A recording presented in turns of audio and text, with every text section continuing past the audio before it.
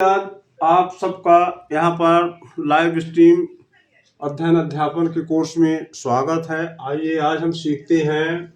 बहुत ही अच्छा टॉपिक लेकर के आया हूँ ट्रांसलेशन बनाने के लिए। विषय है प्रेजेंट इंडेफिनिट टेंस में 4 वाक्यों का अंग्रेजी अनुवाद कैसे बनाएं। चूंकि वाक्य 4 प्रकार के हम ले रहे हैं, ये आपको हम टेंस बाय टेंस क्रमशः बताते जाएंगे। तो आज हम केवल ले रहे हैं प्रेजेंट इंडेफिनिट के 4 वाक्य। पहला है अफर्मेटिव सेंटेंस, दूसरा है नेगेटिव सेंटेंस, तीसरा है इंट्रोगेटिव सेंटेंस और चौथा इंट्रोगेटिव प्लस नेगेटिव सेंटेंस। तो एक एक करके हम सिंगुलर और प्लूरल नंबर में कैसे इसको हम बनाते हैं, ये चीज़ आज हम बताएंगे। तो चलिए पहले हम अफर्मेटिव सेंटेंस लेते हैं, साधारण वाक्यों का अनुवाद।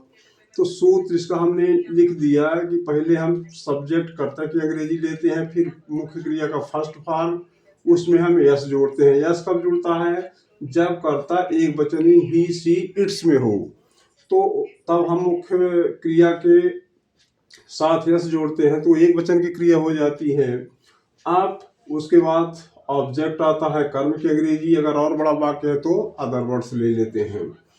तो हिंदी में भी हम लिख देंगे पहले कर्ता की अंग्रेजी, फिर मुख्य क्रिया का फर्स्ट फॉर्म में यस जोड़ देते हैं, इसके बाद कर्म की अंग्रेजी से सब। अब हम उदाहरण इसका ले रहे हैं एक वचन के कर्ता का, वह सीधी में रहता है। अब अनुवाद हम बना रहे हैं, तो वह की अंग्रेजी ही, फिर इसके बाद कर्ता मुख्य क्रिया की अंग्रेजी लिव। अब लिव चूंकि बहुवचन का है तो इसमें हमने यस जोड़ दिया, तो लिव्स बन गया इन सीधी। तो ट्रांसलेट बन गया ही लिव्स इन सीधी। इसके बाद दूसरा सूत्र हम ले रहे हैं बहुवचन कर्ता आई, वी, यू, दे आदि अगर कर्ता आ जाते हैं तो उसका ये दूसरा नंबर सूत्र लगेगा। पहले सब्जेक्ट कर्ता की अंग्रेजी, फिर मुख्य क्रिया का फर्स्ट फॉर्म, फिर ऑब्जेक्ट, फिर अदर वर्ड्स।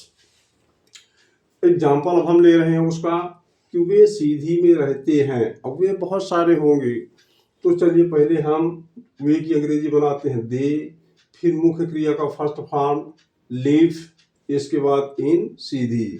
अब सीधी आपका ऑब्जेक्ट हो गया, तो ट्रांसलेट बन गया दे लिव इन सीधी। अब चलिए हम दूसरा वाक्य लेते हैं नेगेटिव, जो नकारात्मक वाक्य है।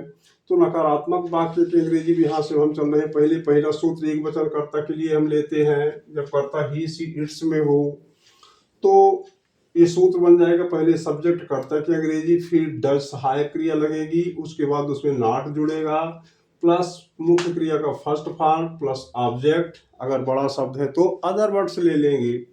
तो एग्जांपल लेते हैं, राम रात में नहीं सोता है। तो एक वचन का कर्ता है, तो पहले हम सब्जेक्ट राम की अंग्रेजी लेंगे, तो राम, फिर सहायक क्रिया की डज आएगी, डू बहुवचन कर्ता के साथ लगेगा।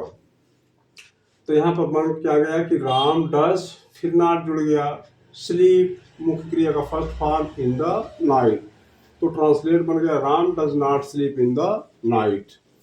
अब चलिए हम बहुवचन कर्ता की अंग्रेजी लेते हैं। जब बहुवचन निगेटिव सेंटेंस का बनाना है, तो पहले सब्जेक्ट की अंग्रेजी, फिर डू नॉट। अब देखिए एक वचन के साथ डज नॉट और बहुवचन के साथ डू नॉट सहायक क्रिया लगेगी, बाकी सब वही चीज उतर आएगा। वर्ब का first form plus other word. इसमें फर्स्ट फॉर्म के बाद फिर आपका ऑब्जेक्ट आ जाएगा, यहाँ पर ऑब्जेक्ट, इसके बाद अदर वर्ड्स आएगा। तो अब हम एग्जांपल ले लेते हैं, वे रात में नहीं सोते हैं। तो वे की अंग्रेजी पहले ले लेंगे दे, फिर अब जहाँ इसमें एक वचन में डू नॉट लगा है, यहाँ पर डज नॉट, यहाँ पर हम डू नॉट लगा देंगे। अब आके स्लीप इन द नाइट, तो they do not sleep in the night. अभी आपका ट्रांसलेशन कि वे रात में नहीं सोते। तीसरा है इंट्रोगेटिव सेंटेंस, प्रश्नवाचक, इसमें प्रश्न पूछा गया हो।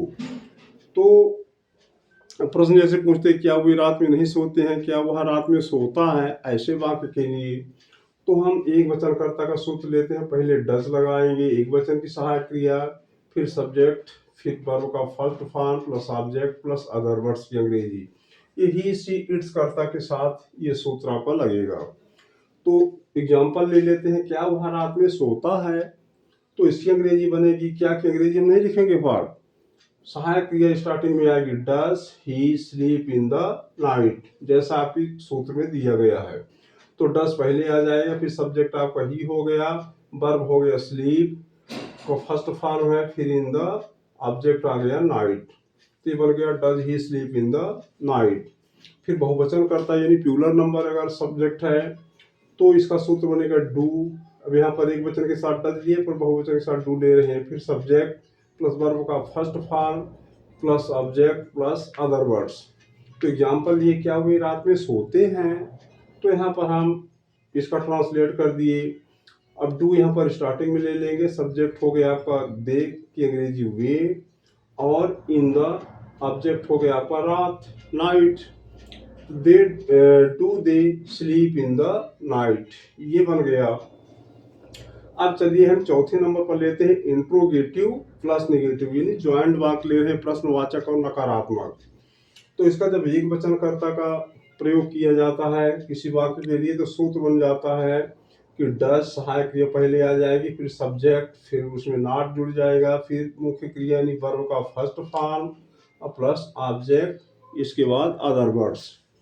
तो चलिए हम एग्जांपल ले लेते हैं। क्या राम रात में नहीं सोता है, तो स्पेलिंग पहले डज, ये आपका अंग्रेजी आ गई सहायक क्रिया की, सब्जेक्ट आ गया राम तो डज राम, फिर नॉट, अब राम के बाद सब्जेक्ट के बाद नॉट आ गया, इसके बाद अब आपकी मुख्य क्रिया आ जाएगी स्लीप इन द ऑब्जेक्ट आ गया नाइट।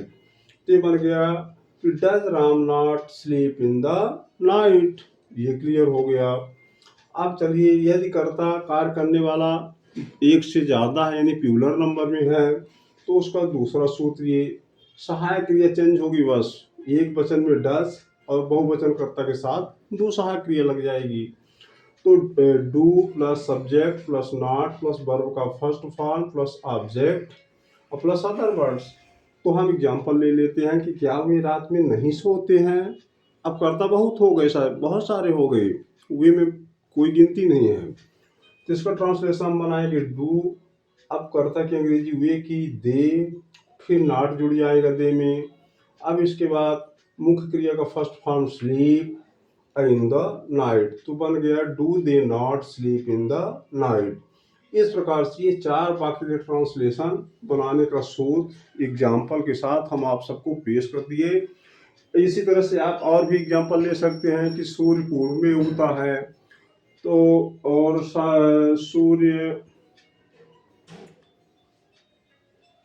और कुछ भी ऐसे एग्जांपल लेकर के आप इसका रिवीजन करते रहिए। जहां पर समझ में ना आए तो आप हमारे कमेंट बॉक्स में लिख करके अब हमको सूचित करिए, तो हम इसका सलूशन और सरल से सरल तरीका में बताते रहेंगे। धन्यवाद।